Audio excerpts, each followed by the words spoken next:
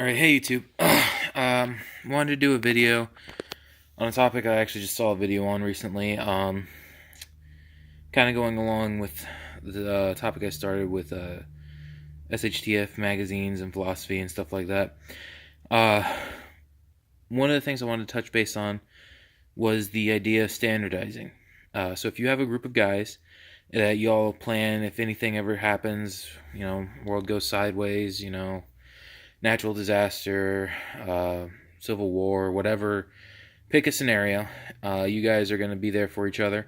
I highly recommend not just standardizing ammo selections, but standardizing weapons selection.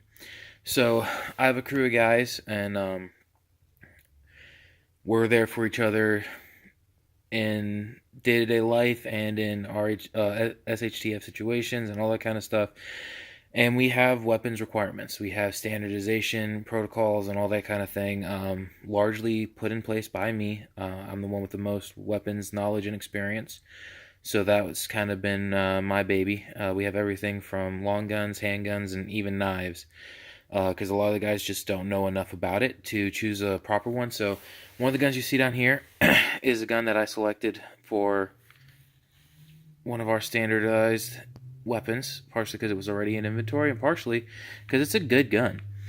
The SD series of firearms from Smith & Wesson have proven to be very reliable in my experiences with them, and just hard to kill guns. They're not nice, they're not fancy, they're not refined, they don't have the world's greatest trigger, but it has a serviceable trigger. Shoots a good round. This is a 9mm, and it has a good capacity. It's a 16 round magazine plus one in the chamber. So you have 17 rounds in the gun if you carry plus one like I do. But yeah, this is something I just kind of wanted to talk about and touch base on. Is that it's good to be standardized with calibers, but if you have the ability, you should standardize your weapons as well. So this gun, the Smith & Wesson M&P, the 6-hour P320s, the Glocks, of course, are all guns that meet standardized requirements for our group. We also have decided, well, I say we, but I made the decision for our group that 9mm is the handgun caliber of choice. If you want something else, great, you can have whatever you want, but for our group's purposes, you have to have a 9mm. We have stockpiling requirements and all that kind of stuff, so every member of the team has their own weapon and their own ammo supply, so it's not all on one person to make sure everybody's armed or have abilities for other people. But if people can't get their supplies, we'll all have the same. Or if something happens and we need to share magazines, we can. This is my current carry gun.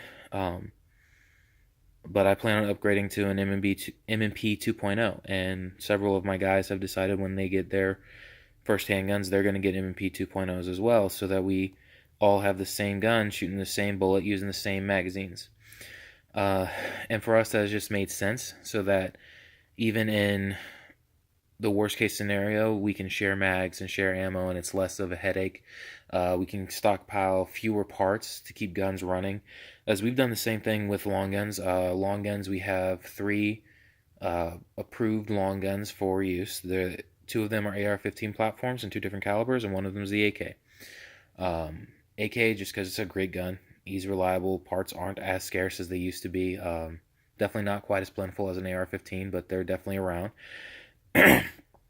And yeah, and all the guys like those guns. Most of them have shot one or the other at least. But yeah, so even within that, again, we have caliber restrictions on it. Especially with the AR-15, you can get it in a host of different calibers and pretty much whatever suits your fancy. Everything from 9mm, 45 to 50 Beowulf and 7.62 by 39. But we only have 2 accepted calibers. One of them is technically 2 within itself. That's the 5.56 223, but for that one, we have a chambering requirement, which is it has to be either a 223 Wild or 5.56 chamber, so that it can shoot both. Sorry. And the other one is a 300 Blackout. 300 Blackout just barely made the cut for us, just because it's an expensive round to stockpile. and none of us are really in the position to where that's feasible to stockpile a lot of that. But I like the ballistics that you get from it for the AR-15 platform, especially running a shorter barrel, which I tend to prefer. You don't lose a whole lot of close distance lethality, is the best way I can put that. So for me, 300 blackout is 150 yards and in gun. So with that in mind, the ballistics of it and the energy transfer of the supersonic rounds is quite adequate. But yeah, so we made those standardizations. Most of the guys are going with 5.56, just because it's cheaper to build, cheaper to but cheaper to build. It's not much cheaper, but barrels and things are still a little bit more plentiful for that than any other caliber, and therefore cost a little less. You can shop around. You have options. The ammo is also a lot cheaper. With my research and the barrel, we also have barrel length requirements too, just because again, not everybody knows enough to know what is a good barrel length and what isn't for reliability and ballistics and all that kind of stuff. And the shortest we will allow is a 10.5.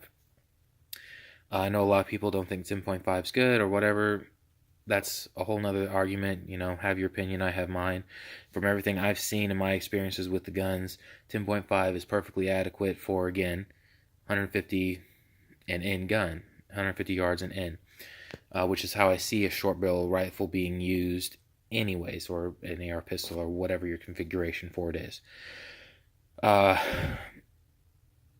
So yeah, we did that so we can standardize. We have the same mag, same ammo, all that kind of stuff.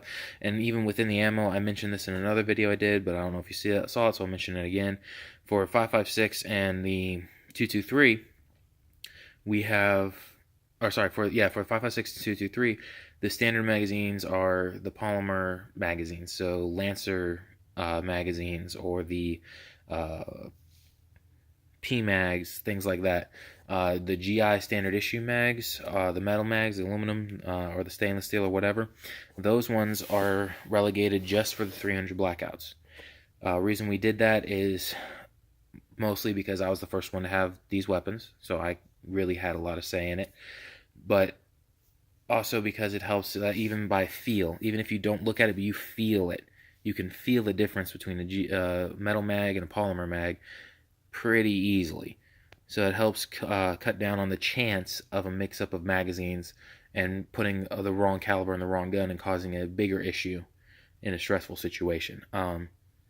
Like I said, most of us are running 5.56 as our primaries, but I have a 300 blackout as a secondary, and I know some of the other guys have plans to, once they build out their 5.56, to get a 300 blackout. But yeah, and yeah, I'm going to do another video kind of going back to my stockpiling philosophies, but touching on our round types that are recommended for storage and things like that. But I just wanted to kind of put this video out there to encourage everyone, if you have a group of guys that you plan on working with and partnering together to survive any kind of situation and help each other out and take care of each other's families, right now is the time. You need to talk about this stuff. You need to talk about standardization and protocols and who has what jobs and responsibilities, who's leading what arenas, and all that kind of stuff, just to help things run smoothly. Because when things fall apart, that's not the time to have that conversation. That conversation should have been had and been in the books. But yeah, so even with the ammo, it's 9mm. These are just the top ones, FMJ, and then it's hollow points interchanging after that. Typically referred to as a fruit salad, but that's how I load my guns. And we have stockpile requirements that, you need hollow points for the 9mm and some round ball and stuff like that. So we have some training ammo and some actual defensive loads. But, push comes to shove, if you have a FMJ like this one right here, which is an aluminum cased Independence, I believe. But most people would just consider this range ammunition, which it largely is for me. This is just an extra one that I had to help finish out my loading, because I was a little low on brass when I was loading up my gun. But this right here, in a bad situation, just like steel cased, if your gun runs it, it runs it. And that's my requirement for my guns. They have to run steel and aluminum cased so that I can shoot whatever I can get my hands on. So this round right here, I would trust my life to if I needed to, because that gun right there runs it just fine. Never had a problem with the aluminum case, never had a problem with steel case in that gun. So I know I can run anything that says 9mm on it through that gun. And that's why it made the list of approved weapons for my group. Because if I trust it with my life, I trust it with my buddies' lives.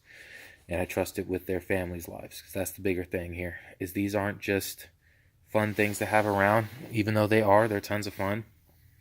It's also serious, and I have to consider, like, you do too, like, is this gun reliable enough that I trust it to protect my mom, my sisters, and all those people that I care about? Does it meet that requirement? If not, kick it to the curb for that duty and get another gun for it. And I do have some guns that I don't consider defensive weapons, and guns that I plan on getting that aren't defensive and don't fit into the criteria, or for testing, for maybe seeing if they will fit the criteria for the group. And if they do, then we'll expand from there. But even then, we're not expanding very far. Like, one of the biggest considerations I have right now is adding the AK-74 with its 5.45 by 39 caliber. And these are things that I'm considering now, so that we can get things in order now and be ready if something were to happen, and we can share ammo and share magazines. Because if we're working together, sharing is caring. All right, guys, let me know what you think. Take it easy.